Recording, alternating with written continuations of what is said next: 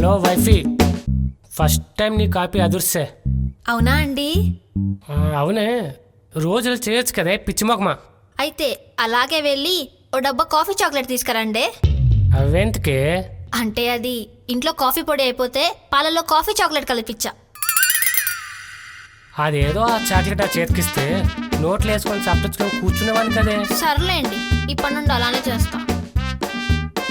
Hello madam, ఈ copy తీసుకెళ్ళి సింక్లో వేసేయి. పడేస్తానులేండి. అయినా మీరు పెళ్ళాక చాలా మారిపోయారు తెలుసా? అవునే, నీ వంటల దెబ్బకి 20 కేజీలు తగ్గాను. నేను మాట్లాడుతున్న బరువు గురించి కాదు, నా మీద ఉన్న ప్రేమ గురించి. పెళ్లికి ముందు ఉన్న ప్రేమ ఇప్పుడు అస్సలు ఉండట్లేదు తెలుసా? దా ఇక్కడ కూర్చో, దాని గురించే మాట్లాడుకుందాం. పెళ్ళికి ముందు ఎట్లుండానో తెలుసా?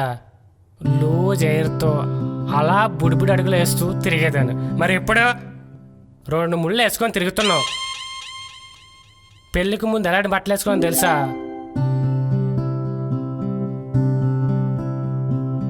మరి ఇప్పుడు పాస్పన్ ఎట్లా వేసుకొని తిరుగుతున్నావు. అప్పట్లో ఆ చిన్న పెదాలు, ఎర్ర లిప్స్టిక్ ఎంత అందంగా రెడీదానో తెలుసా? మరి ఇప్పుడు కనీసం పొలం దొంగతున్నావు లేదా? అసలు మారిపోయింది నువ్వు, మారిపోయింది నన్ను అంటున్నావు. ఇప్పుడు చెప్తున్నా విను, పెళ్ళికి ముందు ఎంత అందంగా రెడీ అయినవో ఇప్పుడు కూడా అలాగే రెడీ అవ్వు.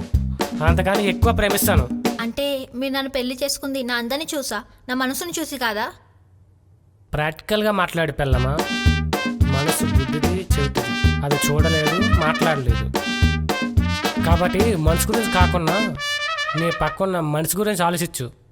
అవసరం లేదు, నేను నాలానే ఉంటా, మీరు మీలానే ఉండండి. చెప్పిన మాట వింటే అది పెళ్ళం ఎందుకు అవుతుంది?